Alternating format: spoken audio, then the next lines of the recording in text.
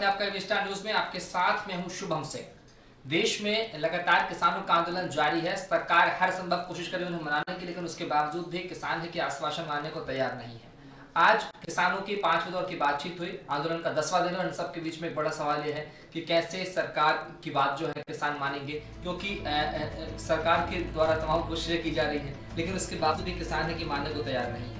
केंद्र सरकार द्वारा लागू किए गए नए कृषि कानूनों के खिलाफ पिछले 10 दिनों से सड़क पर उतरे किसानों के प्रतिनिधिमंडल के साथ सरकार की 5वें दौर की वार्ता जारी है।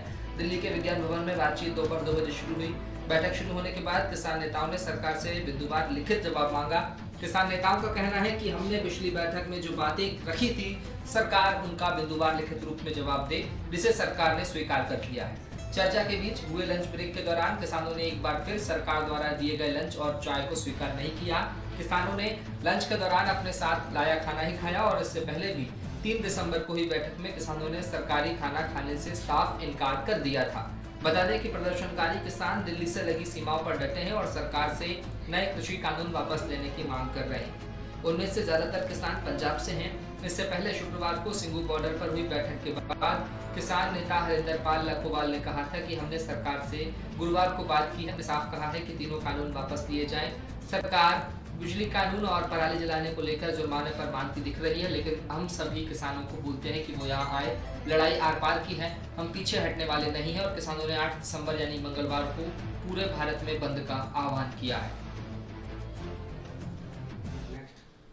और किसानों के प्रदर्शन के बीच में गृह मंत्रालय का दिल्ली पुलिस को साफ आदेश है कि हर बॉर्डर पर किसानों को दाखिल ना होने दिया जाए और दिल्ली से सटी 8 सीमाओं को सील करके रखा गया है। और ये कहा गया है कि किसी भी बॉर्डर से किसान देश के अंदर, दिल्ली के अंदर आने ना पाए, और ताकि उनका प्रदर्शन जो है वो आगे ना बढ़े।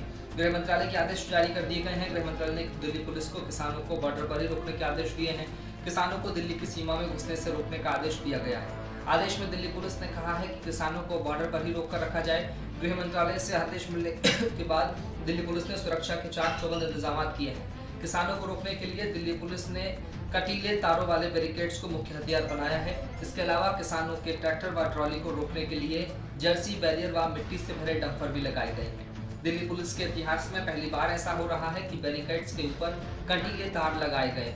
इसके अलावा दिल्ली के सभी बॉर्डर पर बड़ी संख्या में पुलिस बल तैनात किया गया है।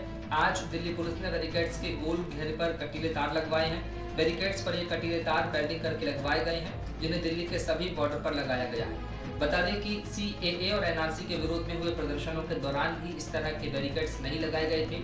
इसके अलावा हर बॉर्डर पर 2 से 3 जगहों पर पिकेट लगाकर चेकिंग की जा रही है। नई दिल्ली जाने वाले हर रास्ते पर चेकिंग की जा रही है।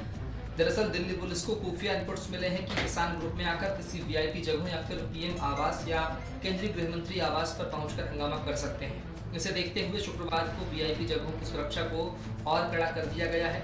यहाँ पर अतिरिक्त पुलिस जवान तैनात किए गए हैं। नई दिल्ली में VIP जगहों की ओर जाने वाले रास्तों पर भी पिकेट लगाकर चेकिंग शुरू कर दी गई है।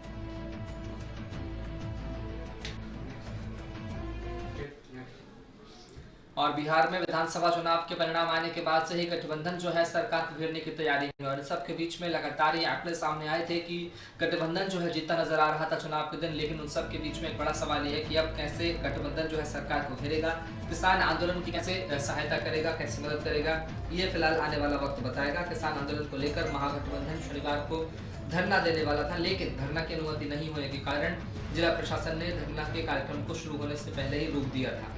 धरना को लेकर महागठबंधन के कार्यकर्ता गांधी मैदान में सुबह से ही जुटने लगे थे। धरना को लेकर सारी व्यवस्था की गई थी।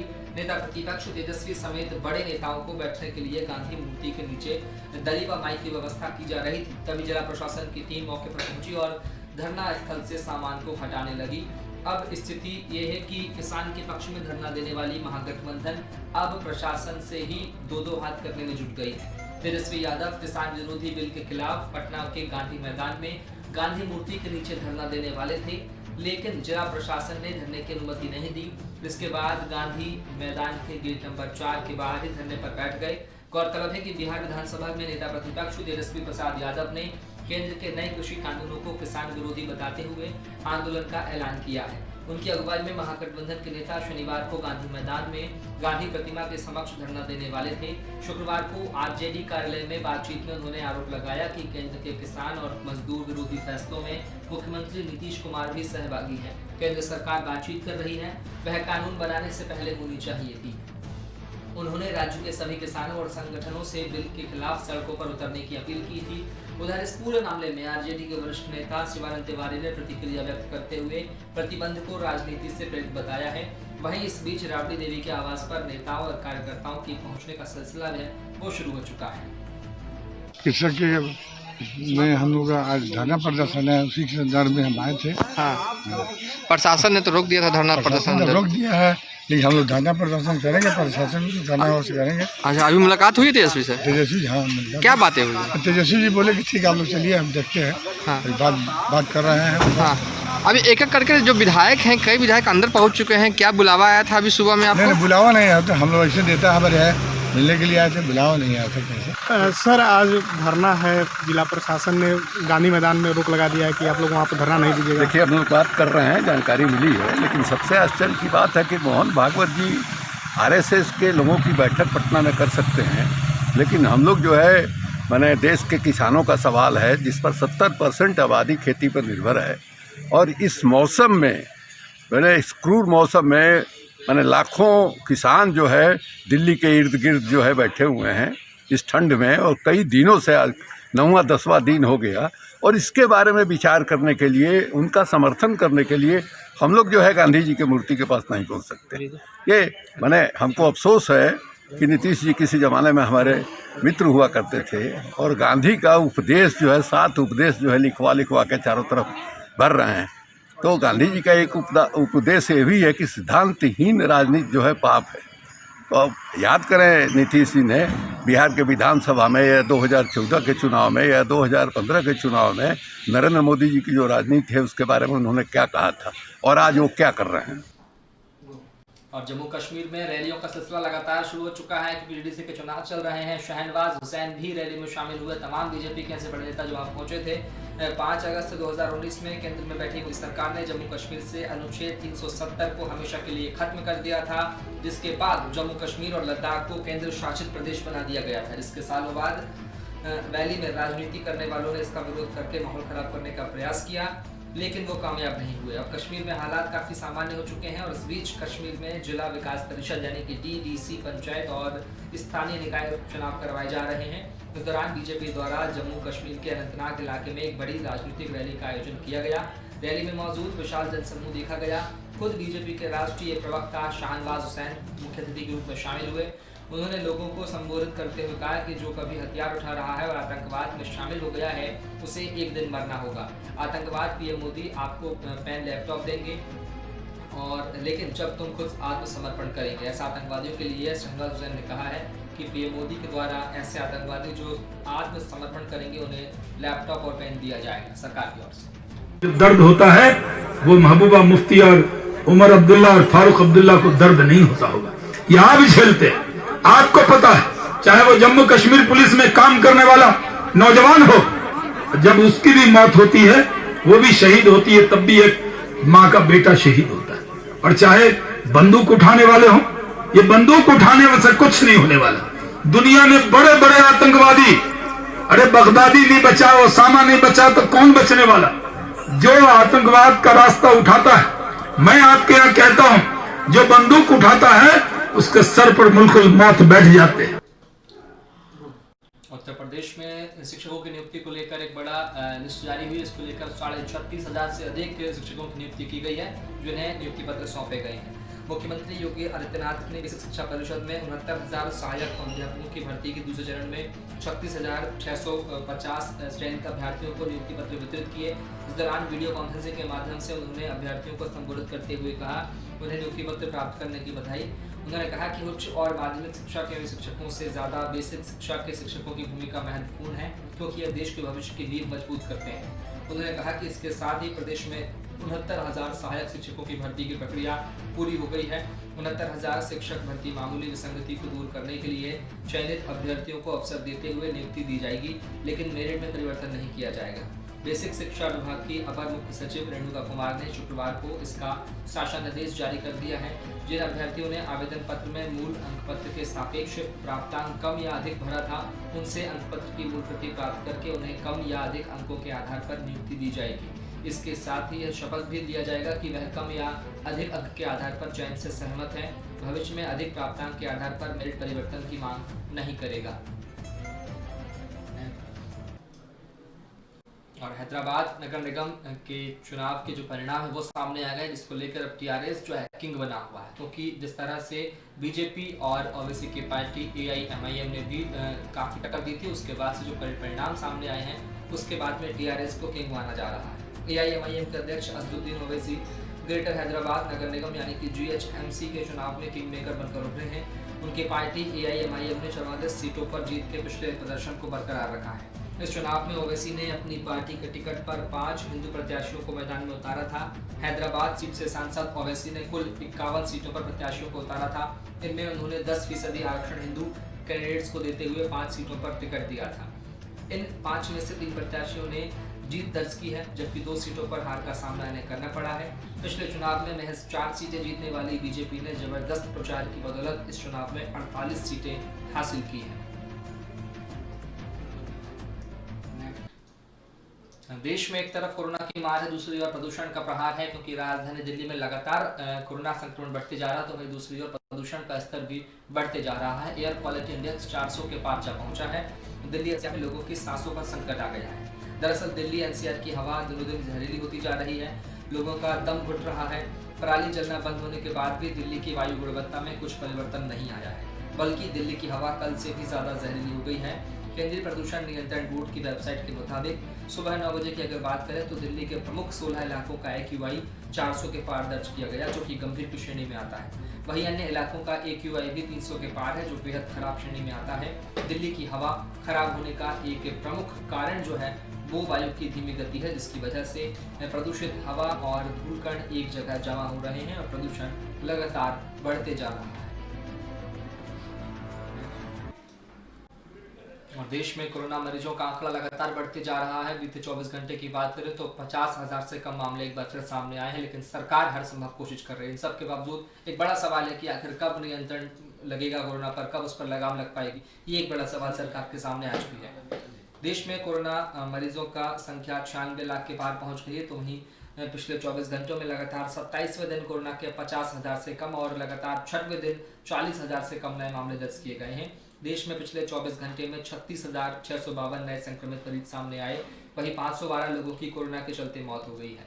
अच्छी खबर यह है कि बीते दिन 42,533 मरीज कोरोना से ठीक भी हुए हैं। कोरोना मामले बढ़ने की यह संख्या दुनिया में अमेरिका और ब्राजील के बाद सबसे ज्यादा है। वहीं मौत की संख्या दुनिया में 7वें नंबर पर है। स्वास्थ्य मंत्रालय के ताजा आंकड़ों के मुताबिक भारत में कोरोना के कुल मामले बढ़कर 96,08,000 हो गए हैं। इनमें से अब तक 1,39,700 लोगों की मौत हुई है। कुल एक्टिव केस घटकर 4,09,000 हो गए हैं। पिछले 24 घंटे में एक्टिव केस की संख्या 6,393 घट गई है, यानी कि अब तक कुल 90,58,000 लोग कोरोना को मात देकर ठीक हो चुके हैं। और सबसे ज़्यादा एक्टिव केस महाराष्ट्र में है। बात करें तो एक्टिव केस मामले में दुनिया का भारत का 7वां स्थान है पूरी दुनिया में। कोरोना संक्रमितों की संख्या के हिसाब से भारत दुनिया का दूसरा सबसे प्रभावित देश है। रिकवरी दुनिया में सबसे ज़्यादा भारत में हुई है। मौत के मामले में अमेरिका और ब्राज़ील के बाद भारत का नंबर यानी कि तीसरे स्थान पर देश का नाम आता है। और हरियाणा के स्वास्थ्य एवं गृह मंत्री अनिल विज स्वयं कोरोना पॉजिटिव पाए गए हैं। हालांकि इसके पहले उन्होंने वैक्सीन का ट्रायल लिया था, लेकिन उसके बावजूद उन पर कोरोना का असर जो है वो देखने को मिला। हरियाणा के स्वास्थ्य मंत्री अनिल विज कोरोना संक्रमित पाए गए हैं। उन्होंने खुद ट्वीट करके इस बात की जानकारी दी है। फिलहाल वे सिविल अस्पताल में भर्ती हैं और ऐसे में उनका उपचार वहाँ पर चल रहा है। बता दें कि हरियाणा के स्वास्थ्य मंत्री अनिल विज 15 दिन पहले अनिल विज ने कोवैक्सीन परीक्षण में वॉलंटियर के तौर पर खुद को टीका लगवाया था और इसके बावजूद वह कोरोना पॉजिटिव पाए गए हैं। अनिल विज ने ट्वीट करते हुए कहा कि मैं कोरोना संक्रमित पाया गया हूँ। मैं सिविल अस्पताल अम्बाला कैंट में भर्ती हूँ। जो लोग मेरे संपर्क में आए हैं उन्हें सलाह दी जाती है कि वह कोरोना की जांच कराएं। अनिल विज राज्य के गृह मंत्री भी हैं बताया जा रहा है कि पहला टीका लगने के बाद अनिल विज को 28 दिन बाद दूसरी डोज दी जाने वाली थी। डॉक्टर उनके शरीर में एंटीबॉडीज बनने का अध्ययन करने वाले थे, लेकिन अब उनके कोरोना पॉजिटिव पाए जाने के बाद टीके पर सवाल खड़े होने लगे।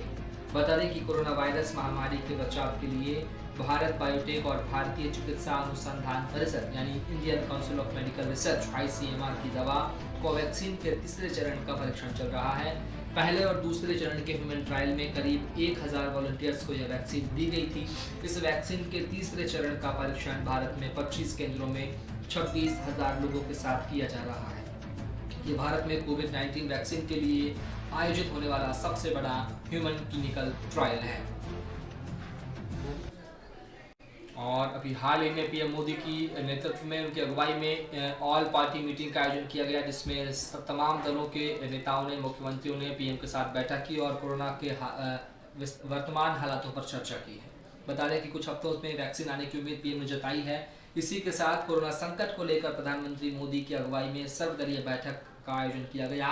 पीएम मोदी ने इस बैठक में वैक्सीन को लेकर एक बड़ी बात कही है और बताया है कि कुछ हफ्तों में ही वैक्सीन आने की उम्मीद है। पीएम मोदी ने संकेत दिए हैं कि कोरोना की वैक्सीन पहले बुजुर्गों, कोरोना वॉरियर्स को मिल सकती है।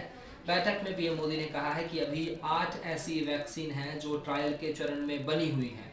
पीएम मोदी ने कहा कि ऐसी उम्मीद है कि अगले कुछ हफ्तों में वैक्सीन को लेकर अच्छी खबर मिल सकती है। वैज्ञानिकों की ओर से मंजूरी मिलते ही इस पर काम शुरू हो जाएगा। भारत एक विशेष सॉफ्टवेयर पर काम कर रहा है जो हर किसी को वैक्सीन पहुंचाने पर ट्रैकिंग करेगा। पीएम मोदी ने बताया कि केंद्र सरकार बड़े स्तर पर वैक्सीन वितरण को लेकर काम कर रही है, जो राज्य सरकार को लेकर बड़े स्तर पर वैक्सीन बनाने का काम कर रही है, जिसमें राज्य सरकार की मदद ली जाएगी। सरकार ने एक नेशनल एक्सपर्ट ग्रुप बनाया है जिसकी मदद से इसकी सिफारिश के अनुसार ही काम होगा। वैक्सीन की कीमत क्या होगी, इस पर केंद्र और राज्य मिलकर फैसला लेंगे। और इन सब के बीच में बड़ा सवाल ये है कि आखिर कैसे लोगों को कोरोना की वैक्सीन मिलेगी, क्योंकि लगातार आंकड़ों में इजाफा होते जा रहा है। उन सब के बीच में कोरोना संकट को लेकर पीएम मोदी की अगुवाई में एक सर्वदलीय बैठक का आयोजन किया गया, जिसमें पीएम मोदी ने इस बैठक में वैक्सीन को लेकर एक बड़ी बात कह दी है। पीएम ने बताया है कि आने वाले कुछ हफ्तों में वैक्सीन आने की उम्मीद है, क्योंकि पीएम मोदी ने साफ संकेत भी दिए हैं कि कोरोना की वैक्सीन पहले बुजुर्गों को दी जाएगी, उसके बाद कोरोना वॉरियर्स जैसे कि पुलिस, डॉक्टर्स, एम्बुलेंस के ड्राइवर्स, ऐसे लोगों को दी जाएगी और फिर आम लोगों तक इसकी वैक्सीन पहुंचेगी। और बच्चों को लेकर, शिशुओं को लेकर एक खास तरह की वैक्सीन जो है वो बनाई जाएगी, उसका ट्रायल भी दिया जाएगा। बैठक में पीएम मोदी ने कहा है कि अभी 8 ऐसी वैक्सीन हैं जो ट्रायल के चरण में बनी हुई हैं। पीएम मोदी ने साफ कहा है कि ऐसी उम्मीद है कि आने वाले कुछ हफ्तों में वैक्सीन को लेकर अच्छी खबर मिलेगी। वैज्ञानिकों की ओर से मंजूरी मिलते ही इस पर काम शुरू हो जाएगा। हमारे भारतीय manufacturers, ICMR, department of biotechnology और ग्लोबल इंडस्ट्री के अन्य दिग्गजों के बहुत ही संपर्क में रह करके तालमेल के साथ काम कर रहे हैं। आप एक तरह से मानकर चलिए कि सभी कमर कस के तैयार बैठे हैं। करीब करीब 8 ऐसी संभावित वैक्सीन है जो ट्रायल के अलग अलग चरण में और जिनकी मैन्युफैक्चरिंग भारत में ही होनी है। जैसा यहां चर्चा में भी बात आई, भारत की अपनी 3 अलग अलग वैक्सीन का ट्रायल अलग अलग चरणों में है। एक्सपर्ट्स ये मानकर चल रहे हैं कि अब कोरोना की वैक्सीन के लिए बहुत ज्यादा इंतजार नहीं करना पड़ेगा। माना जा रहा है कि अगले कुछ हफ्तों में कोरोना की वैक्सीन तैयार हो जाएगी। जैसे ही वैज्ञानिकों की हरी झंडी मिलेगी, भारत में टीकाकरण अभियान शुरू कर दिया जाएगा। और रिजर्व बैंक ऑफ इंडिया ने अपनी वार्षिक तिमाही में अपनी रेपो रेट को घोषित किया है। बताइए मौद्रिक नीतियां किस तरह से मौद्रिक नीतियां कार्य करेंगी। और आरबीआई के मौद्रिक नीति कमेटी यानी कि एमपीसी की 3 दिवसीय बैठक के नतीजे सामने आ गए हैं। आरबीआई ने ब्याज दरों में कोई बदलाव नहीं किया है। इसके साथ ये माना है कि साल 2020-21 में जीडीपी ग्रोथ नेगेटिव रहेगी। आरबीआई के मुताबिक इस साल जीडीपी ग्रोथ -7.5 रहेगी बता दें कि अक्टूबर में आरबीआई ने मौद्रिक नीति समीक्षा में जीडीपी -9.5% रहने का अनुमान जताया था। रिजर्व बैंक के गवर्नर शक्तिकांत दास ने ये जानकारी दी। बता दें कि आरबीआई ने रेपो रेट में 4% और रिवर्स रेपो रेट को 3.35% बरकरार रखा है। बता दें कि रिजर्व बैंक हर 2 महीने में अपनी सालाना मौद्रिक नीति की समीक्षा करता है। इसके पहले अक्टूबर की बैठक में रिजर्व बैंक ने रेपो रेट में कोई बदलाव नहीं किया था।